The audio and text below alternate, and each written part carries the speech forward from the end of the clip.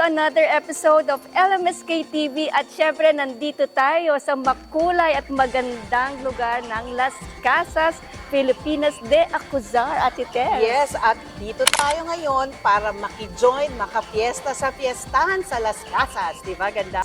Excited na ako, Ate Tess, mamaya sa kainan nila. At syempre yung kanilang dance number, presentation. At very colorful ang presentation nila. Kahit maulan, talagang bumibida sila kay Mother Nature. Talagang magpapasiklab sila, ma'am. Kaya yung mga ka-LMSK, nako, pumunta na kayo sa Las Casas at subukan nyo ng magpabook at may enjoy nyo yung lahat ng festival nila.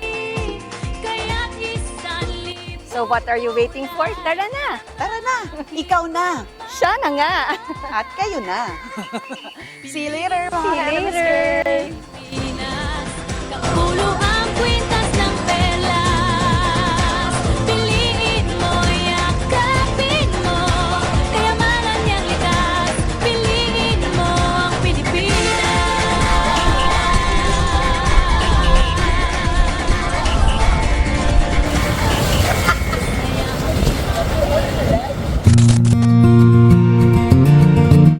Las Casas Filipinas Acuzar believes that food is a one way to tell a story. So right now, we come up with this kind of event, a 2-month-long event to celebrate pork traditions and festivals.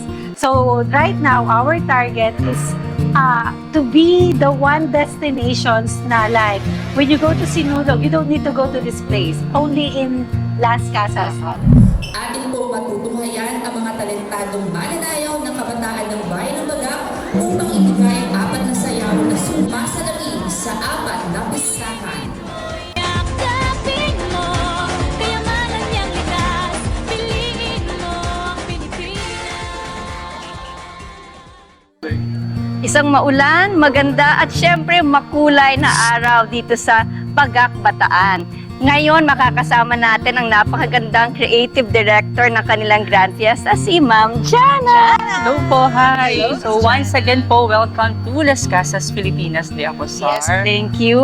Jana, what is this all about? Yung pistahan sa Las Casas? Alright. So yung pistahan po namin sa Las Casas, yung marketing natin, they come up with an idea na to promote po yung Las Casas using the 4 biggest festivals po here in the Philippines. So we have the Balong Festival, we have the Mascara Festival, we also have the Pahiyas, and then of course hindi mawawala yung Sinulog Festival po natin from Cebu.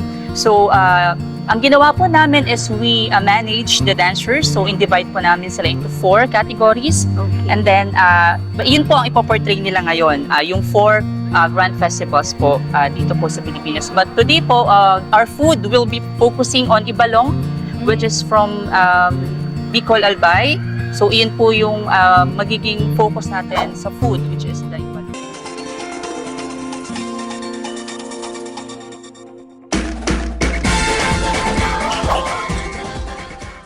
Ako si Chef Ramon Posadas, dito po sa Las Casas. Kami po yung nag-prepare ng Ibalong Festival. Then sa after pa po ng ibang festival, meron pa rin po kaming parating. Ang mga dish po namin dito is yung mga authentic, kagaya po ng sinuglaw. Yung combination po siya ng kinilaw at saka iniyaw na baboy. Tayo naman po, ginamit natin kanina sa Ibalong Festival, gumamit tayo ng fresh na gata para makuha natin yung totoong lasa nung yung coconut cream. So, di tayo gumamit ng artificial. Gaano katagal po yung preparation niyo? Siguro po inabot din kami ng mga 1 month kasama po yung preparation namin. Talaga po pinagandaan namin yung mga... Sa susunod na week po, lalabas po tayo ng Sinulog Festival. Then, ibang preparation naman po yung gagawin natin. Then, 16 naman po onwards, Sinulog Festival po. So, ibang putahe naman po yung ilalabas natin para po maano natin lahat ng festival sa Pilipinas na hindi mo na kailangan pumunta pa ron sa ibang lugar. Sa Las Casas de Acuzar lang, matitikman mo na. Lang inda, mga puso'y lumilipad.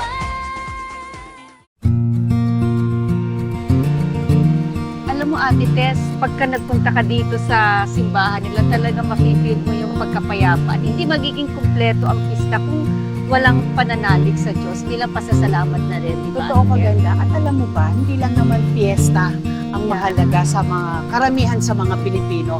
Ang piyesta din naman ay nagiging paraan ng pagtitipon, kainan, kwentuhan. Pero ang pinakamahalaga doon, ang pananampalataya nating mga Pilipino para ayun yung paraan ng ating pasasalamat at pagbibigay pugay syempre sa ating mahal na Ama.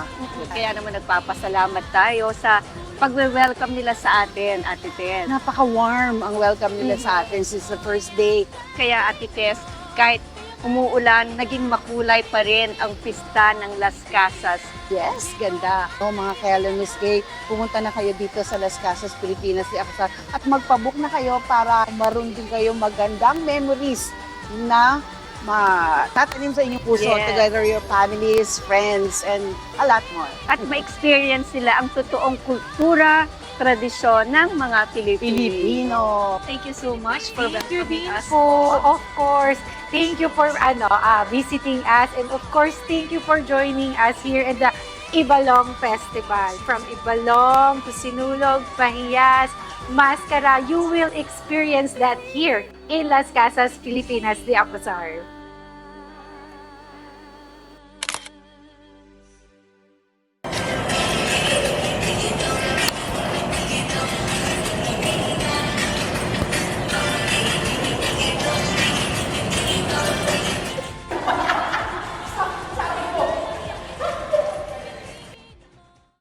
Hallelujah!